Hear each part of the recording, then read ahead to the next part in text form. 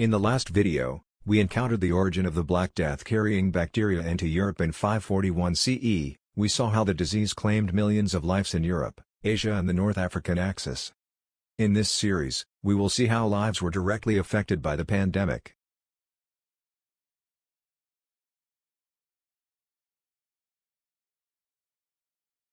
Records show that this period accounts for the first time that deliberate effort was made by any authority to combat the spread of a pandemic. It is believed that, by the early 1500s, the government in England imposed laws to separate and isolate the sick from the general population.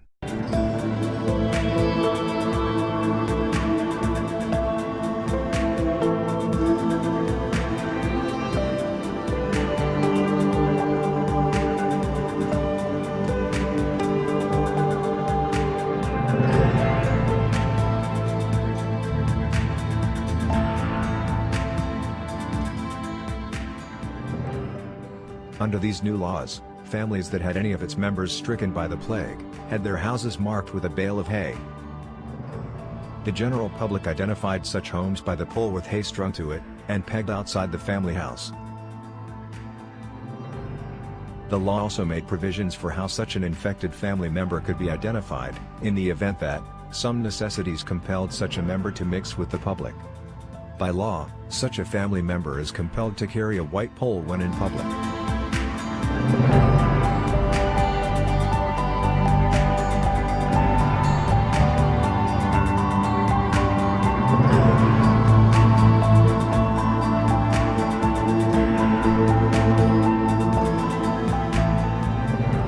Because animals were believed to carry the disease, they were killed in their hundreds of thousands.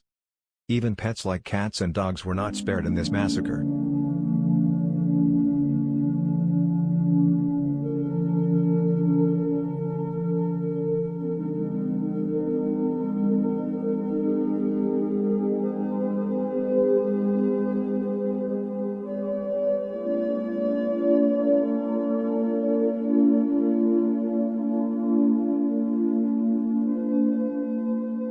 The last of the Great Plague of London was said to have occurred in 1665.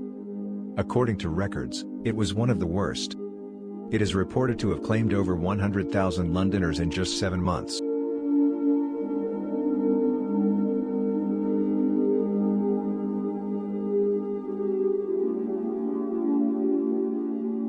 Historical records indicate that extreme measures were taken to combat the 1665 Great London Plague.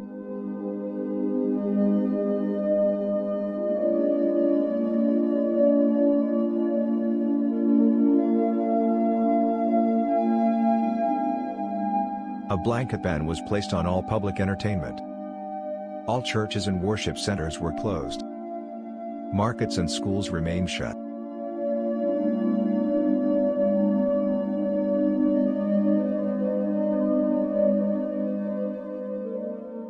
Worst hit were the victims of the pandemic.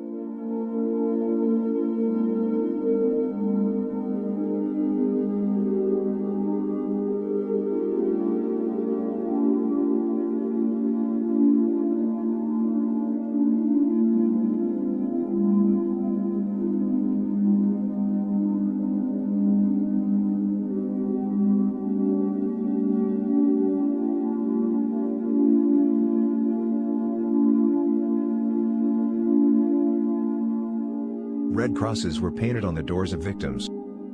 They were forcibly locked in their homes, cutting them totally out of circulation. The lucky ones were attended to by family members via small slits in their doors. Through these openings they were given food and substances considered as medication at the time. No other help came their way. The unlucky ones, however, were locked in their houses until they died and were collected for burial along with other dead people in mass graves.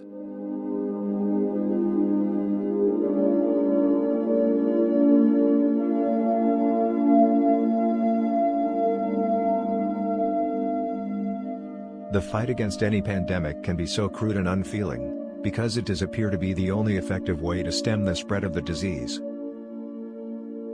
During the 1665 Great Plague of London, The struggle to survive the pandemic was so strong, that though the authority knew that locking victims in their houses was a summary sentence to death, and as such, a wicked thing to do, they did it anyway with a plea for forgiveness to God, for taking such inhuman action. Along with the painted cross was the inscription, "Lord have mercy upon us." As crude and as wicked as the act of locking victims in their homes and carrying out mass burial for those who died from the effects of the disease was, it did bring to an end the recurrence of the Great Plague outbreak.